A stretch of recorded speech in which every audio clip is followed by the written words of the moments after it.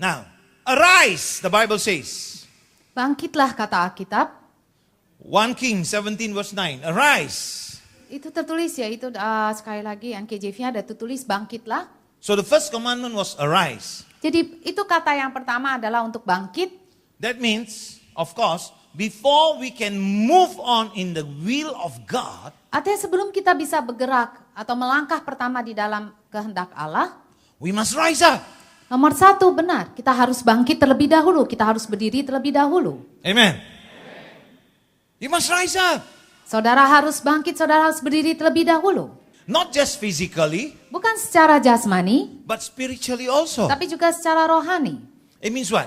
Artinya It apa? means you got to pump in the word of God in you. You got to read the word of God. You got to pray. You got to work it out, man. Pump yourself. Saudara harus masukkan firman Tuhan, saudara harus berdoa sungguh-sungguh terlebih dahulu. Okay? You got it? So following the Lord in obedience is the outcome of spiritual life. Jadi mengikuti Tuhan di dalam ketaatan adalah hasil daripada kehidupan rohanimu. And spiritual awakening. Dan juga hasil daripada yaitu kebangkitan rohanimu. Let there be a spiritual awakening. Let there be a Ada kebangkitan awakening in rohani. you. Dan ada yaitu permulaan baru dalam hidup saudara. So there's got to be an awakening. Amen? Ada kebangkitan. Okay, praise the Lord. You are good people, but following the Lord in obedience is the outcome of spiritual awakening and spiritual life. Jadi sekali lagi mengikuti Tuhan di dalam ketaatan adalah hasil daripada yaitu bangkitnya rohanimu. Let me give you a cross reference. The Bible says in Ephesians chapter 5 verse 8. Dikatakan dalam Efesus 5 ayat 8. Let's look at it. Let's see what the Bible says.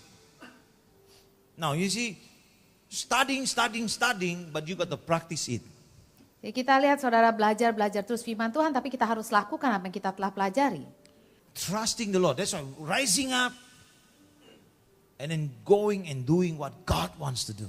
Itu artinya percaya kepada Tuhan, yaitu di mana saudara bangkit, melangkah, percaya dengan apa yang Tuhan akan lakukan dalam kehidupanmu. Physically rise up, but spiritually also must rise up. Itu secara jasmani mereka melakukannya, tapi secara rohani itu perlu setiap orang melakukannya. Now look, the scripture says here, Lihat apa ayat itu for katakan. you were once darkness, but now you are light in the Lord. Live as children of the light. Ayat ke-8 satu suara. Memang dahulu kamu adalah kegelapan, tetapi sekarang kamu adalah terang di dalam Tuhan. Sebab itu hiduplah sebagai anak-anak terang. Hello, church. This is what God wants you to do. Ini apa yang Tuhan ingin untuk saudara lakukan. You came out of darkness. Saudara keluar daripada kegelapan. Why go back into darkness? Kenapa saudara harus balik lagi dalam kegelapan? You were lazy in the past. Now why go back to laziness? Dulu saudara malas, kenapa sekarang saudara balik ke dalam kemalasan itu? Before you were trapped in all kinds of trap. Now God has set you free. Why go back in again? Dulu saudara terjerat di dalam segala macam jerat dunia, dan Tuhan membebaskan saudara, kenapa saudara balik lagi pada jerat itu? Why allow the devil to destroy you? Kenapa saudara izinkan iblis yaitu menghancurkan dirimu? But when the Lord said to Elijah, Waktu- arise, go, he immediately rise up. Waktu Tuhan mengatakan pada Elia yaitu bangkitlah dan pergi, dia langsung bangkit dan pergi. Okay, second, Hal yang kedua, the word is, this is the natural outcome, okay? The word is go to Zarephath. yang kedua dikatakan pergi ke Sarfat.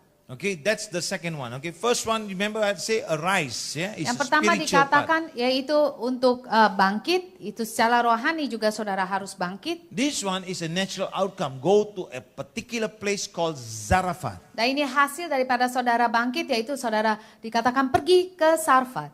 The Bible say, in the Bible, in the Hebrew word go, is called halak, Perkataan yaitu pergi dalam bahasa Ibrani adalah halak.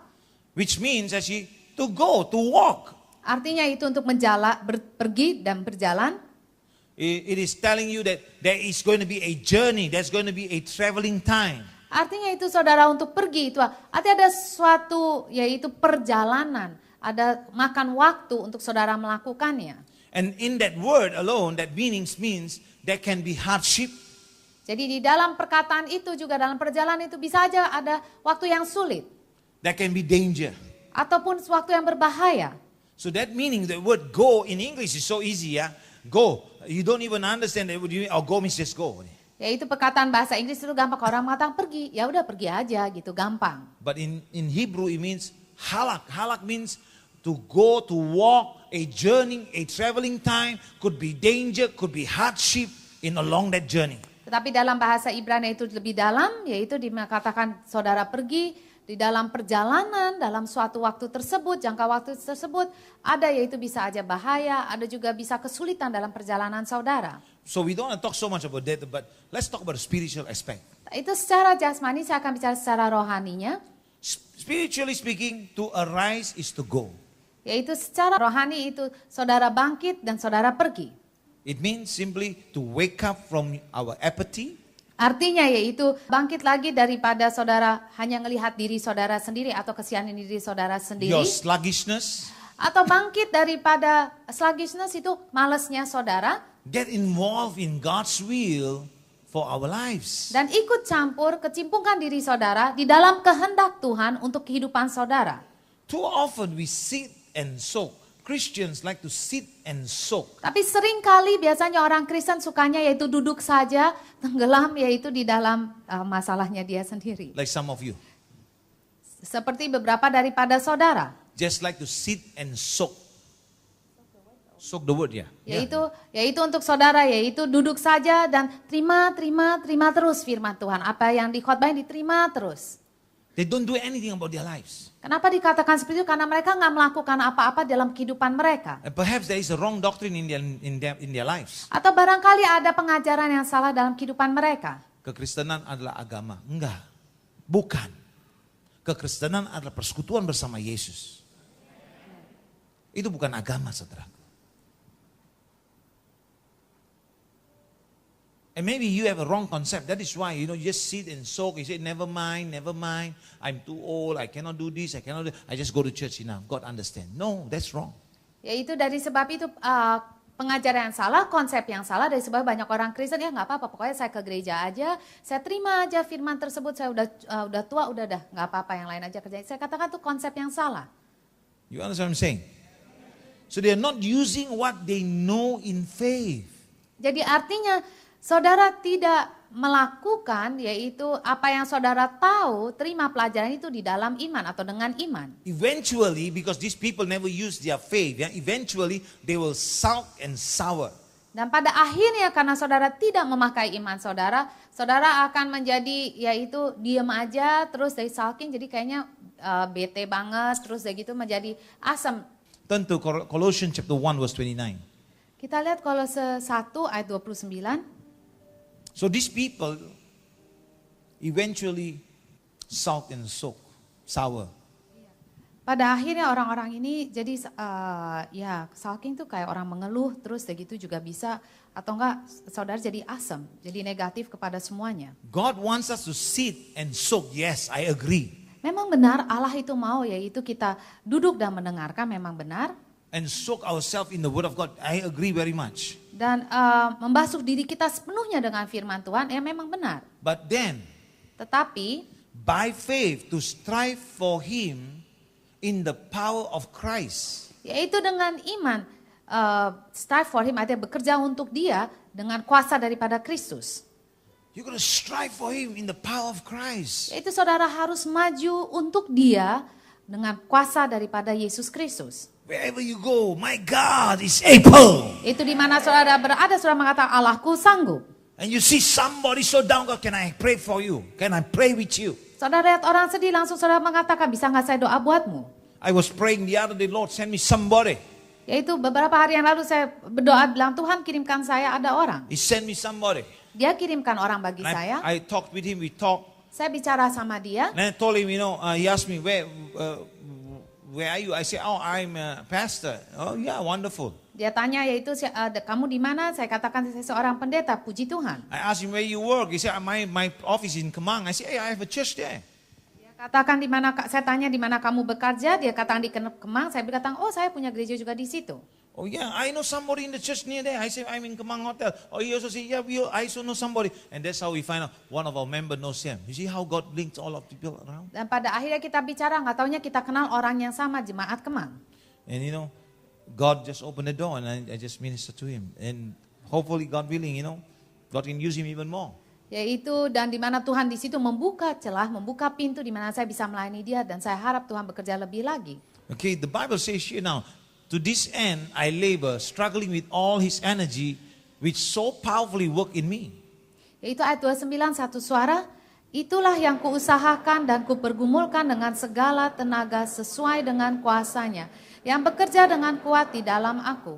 That's what I'm saying. Sit and soak the word of God, but then by faith to strive for him in power of Christ. Itu sekali lagi dari sebab itu saya katakan yaitu saudara duduk, yaitu serap firman Tuhan semuanya dan juga yaitu dengan kuasanya saudara bekerja di dalam kekuatan Kristus. What does it mean?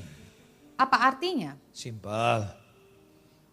This means our availability to go wherever he wants us to go. Yaitu artinya kemauan kita atau kerelaan kita kemanapun pergi menurut kehendak dia. This means our involvement and commitment. Yang ini juga artinya kecimpungan kita yaitu komitmen kita kepada Tuhan. God to get involved in it and go wherever he wants us to go. Yaitu kita harus ikut campur, ikut mengambil bagian dalam tubuh Kristus dan pergi kemanapun Tuhan inginkan untuk kita berada. You must remember that God will test our faith. Dan ingat sekali lagi hanya Tuhan sendiri yang akan menguji iman kita. Our faith will be tested. Semua iman kita akan diuji. Our vision will be tested. Visi kita pun akan diuji. Vision for what he is doing. Yaitu visi dengan apa yang dia sedang lakukan.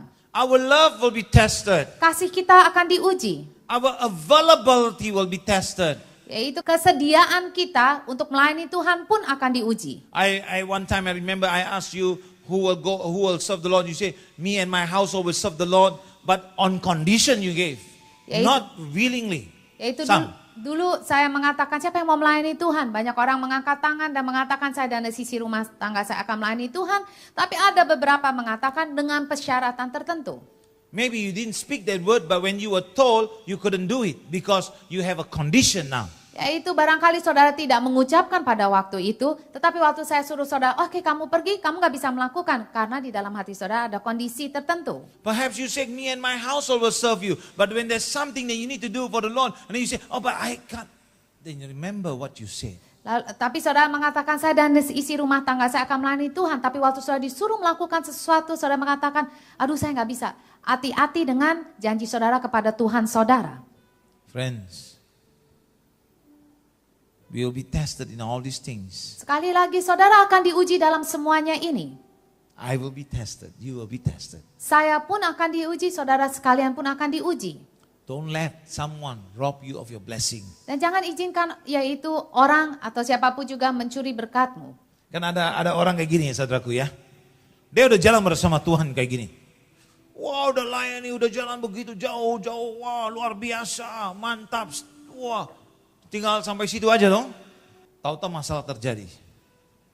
Mentok sini kan.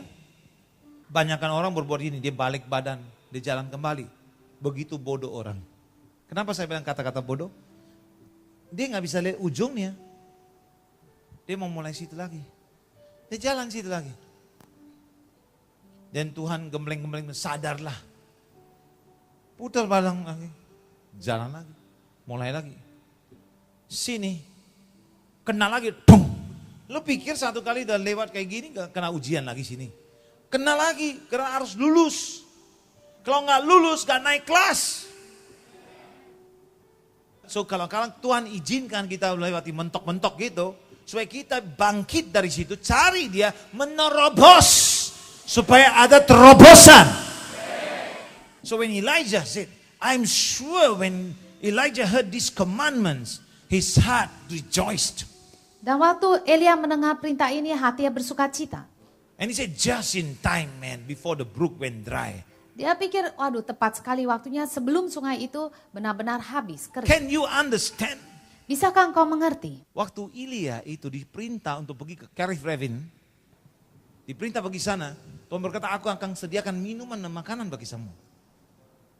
Tapi sekarang ayat 9 berkata, saya sudah sediakan satu janda buat saudara.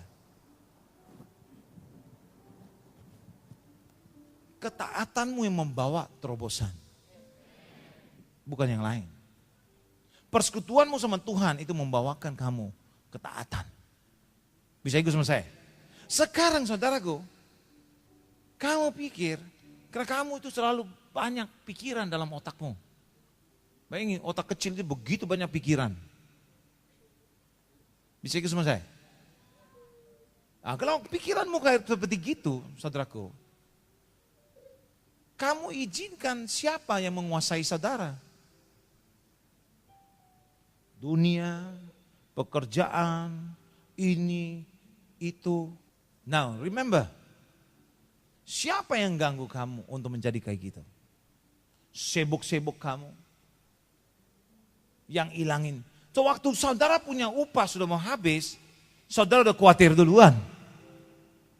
Saudara baru cari Tuhan. Gitu. Bisa ikut sama saya? Sekarang gimana? Saudara mau berhasil. Ini dia berkata, bersyukur kepada Tuhan. Kenapa? Udah air sudah mau habis. Tapi Tuhan berkata, aku masih sediakan buat kamu. Artinya tahap berdua ikut dong. Lanjutan terjadi. Kenapa? Karena ketaatan dia sama Tuhan. Waktu Tuhan bicara, langsung terjadi.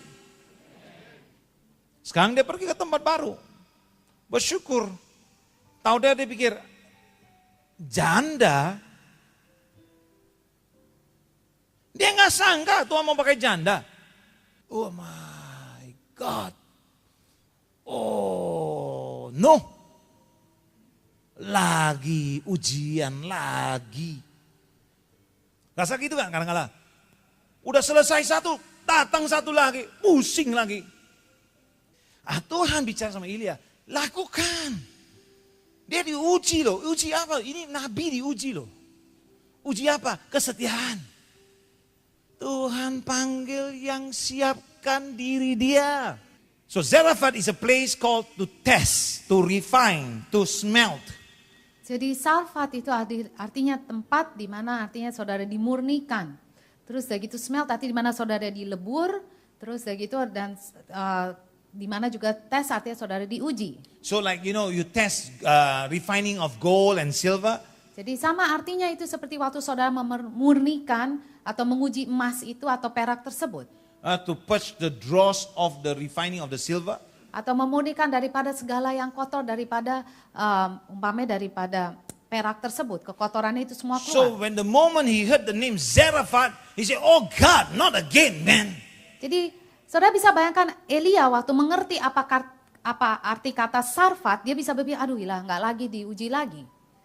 From one place to another place. First I go to Kerith Ravin to be cut off. Now I go to Zarephath to be refined. My God, you crazy God. Yaitu pertama saya pergi ke Kerit di mana saya dipotong daripada dunia luar semuanya. Dan setelah itu saya harus ke Sarfat di mana saya dimurnikan semuanya. Here we go again one more time. Jadi sebab itu di perkataan bisa aja dia berpikir, oh ya ampun sekali lagi saya dilakukan, diuji lagi. So you say, oh God, not again, but the battle belongs to the Lord.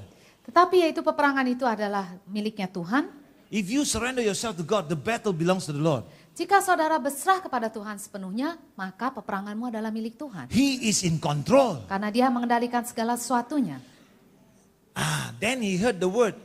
Setelah itu dia mendengar kata-kata tersebut. Zarephath that is in Sidon. Yaitu Sarfat itu berada di Sidon. Pusing lagi. Why? Because prostitute Jezebel, the Baal worshipper. Yaitu karena apa? Dikatakan di situ benar gak? Ke Sarfat di wilayah Sidon. Karena Sidon adalah kita tahu Jezebel itu adalah penyembah berhala. The old prostitute of Baal worship. Dia bilang yaitu pelacur yang tua yang menyembah berhala. And Elijah said, Lord, this is the center of Baal worship. Dan dia tahu, yaitu dia mengatakan Tuhan ini nih tempat pusatnya daripada penyembahan berhala. That is now being promoted to Israel. Dan di mana kita tahu dalam zamannya itu Baal itu seluruh bangsa Israel itu harus menyembah Baal tersebut. Can you imagine now somebody bring a new doctrine to you and say never mind, gak perlu doa syafaat, gak perlu doa-doa kau lihat berkat. They come and show you a new way to prostitute yourself. Yaitu saudara bisa bayangkan, yaitu orang yang baru datang ke tempat saudara mengatakan, oh sekarang gak usah kok doa syafaat, kamu tetap diberkatin Tuhan. Dikatakan yaitu orang tersebut membuat saudara untuk melacurkan dirimu. Can you imagine people who worship the living God now being introduced by another person to prostitute? Yaitu di mana mereka tahu bangsa Israel menyembah Allah yang hidup, disuruh Jezebel yaitu untuk melacurkan diri, menyembah kepada Baal. To prostitute themselves, to worship another God. Itu dikatakan itu melacurkan diri mereka sendiri untuk menyembah Baal. Now you who have been saved, now allowing another God to teach you to prostitute yourself. Dan begitu juga saudara yang telah diselamatkan oleh Tuhan, yaitu mengizinkan diri saudara sendiri diajari oleh Baal lain atau Allah lain untuk melacurkan diri saudara. Wow, strong words I'm giving you ya today. Perkataan itu keras. Tuhan punya rencana yang indah, tapi sebelum dia bisa kirim itu Ilya, dia harus bentuk Ilya dulu. Dia harus murnikan Ilya dulu. Dia harus mau lihat, uji Ilya dulu. Apakah ini hambaku bisa dipercaya? Saudaraku, jangan anggap remeh kata-kata Tuhan. Jangan main baca Alkitab asal-asal sesuai dengan pengertianmu. Membagi itu firman seperti apa adanya. Pengertian sesuai dengan kebenaran. Bukan opini saudara, bukan pendapat saudara. Tapi sesuai dengan apa yang dikatakan dalam firman Tuhan. Sebab itu Tuhan mempersiapkan itu Ilya itu. Untuk lawan itu setan itu. 400 Baalnya Nabi dimatiin langsung dalam satu hari. Kenapa? Karena mereka mempermalukan Tuhan. Mereka 400 ini coba untuk mempengaruhi satu bangsa Israel. Orang-orang pilihan Tuhan. Sekarang kamu adalah orang-orang pilihan Tuhan. Masa engkau berkata kamu gak ada waktu sama Tuhan yang hidup seperti itu. Dan engkau berkata engkau terlalu sibuk untuk Tuhan. Untuk cari wajah dia. Dan malahan itu untuk cari juga bukan untuk untungan untuk orang lain. Tapi untungan bagi dirimu sendiri. Dan kalau kita memang datang ke Tuhan Yesus. Dia itu baik. Kalau kita sadar. Dia itu baik menolong kita. Tapi ingat satu hal. Kalau ikut Yesus. Jangan memperlacukan diri kamu bersama Tuhan yang lain.